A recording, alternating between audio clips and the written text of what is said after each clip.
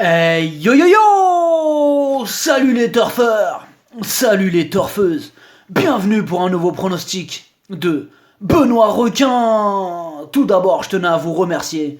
On a dépassé la barre des 14 300 abonnés. Comment ça fait super plaisir! Merci pour vos likes, pour vos commentaires.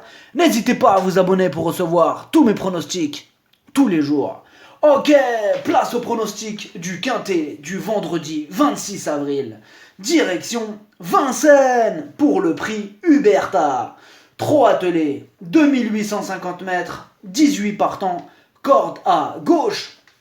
Le quintet du jeudi, c'est les tocards qui se sont fait plaisir. Ah ouais, beaucoup de chevaux qu'on attendait ont été inexistants.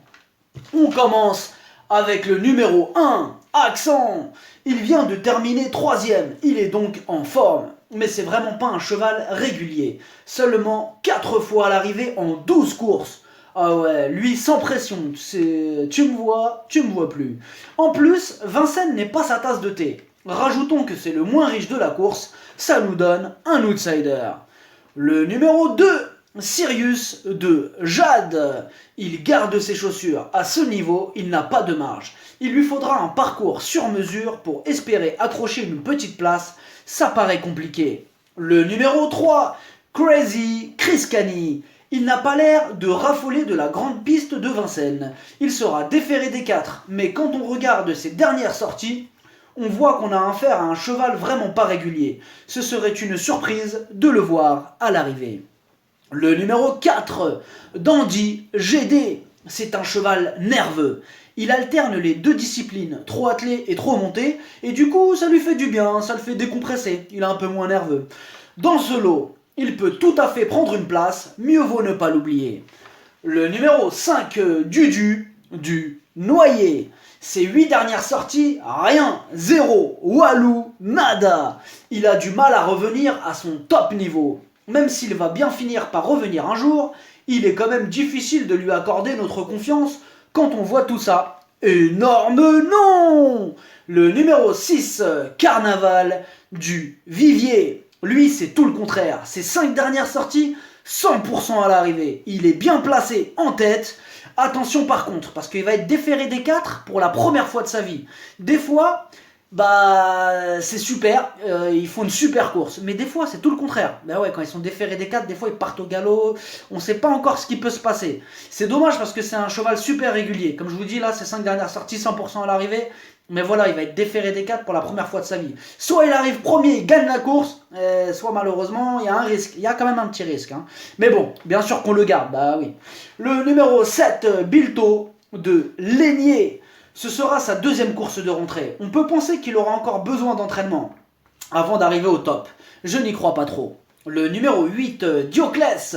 Ses 2 dernières sorties, 2 fois disqualifié. Ouais, c'est pas super, on est d'accord. Par contre, il est en plein dans sa catégorie. Donc, s'il reste sage, il va en faire souffrir plus d'un. Mais il faut qu'il reste sage, quoi. Bah ouais, donc ce sera tout ou rien. Le numéro 9, Bonefish Life. Lui, sa première qualité, c'est qu'il ne connaît pas la disqualification. Ah, il est sérieux. Ça, il trotte. Ça fait plaisir. Il donne toujours le meilleur de lui-même. Il garde une chance, mais plutôt pour les places. Le numéro 10, Dancing Love. Il est en forme. Il vient de gagner sa dernière course. Mais là, ça se complique. Il doit rendre 25 mètres et ce cheval est meilleur piste plate. Donc ce sera plutôt pour la 4-5e place qu'on l'envisagera. Le numéro 11, Bamour, il a la pêche avec ses 25 mètres de rendement. Bon, il va devoir se faire ramener. Il lui faudra une course rythmée. Ouais, il aime bien quand il y a du rythme. Mais il a la qualité nécessaire pour terminer dans les 5. C'est oui! Le numéro 12, Black Arrow. Il enchaîne les déceptions. Il collectionne les échecs. Ce cheval a vraiment besoin de nous rassurer. Outsider. Le numéro 13, Alinea. Depuis ses débuts, ce cheval a été disqualifié 52 fois. Vous avez bien entendu, 52 fois disqualifié. Il a un gros souci d'allure, celui-là.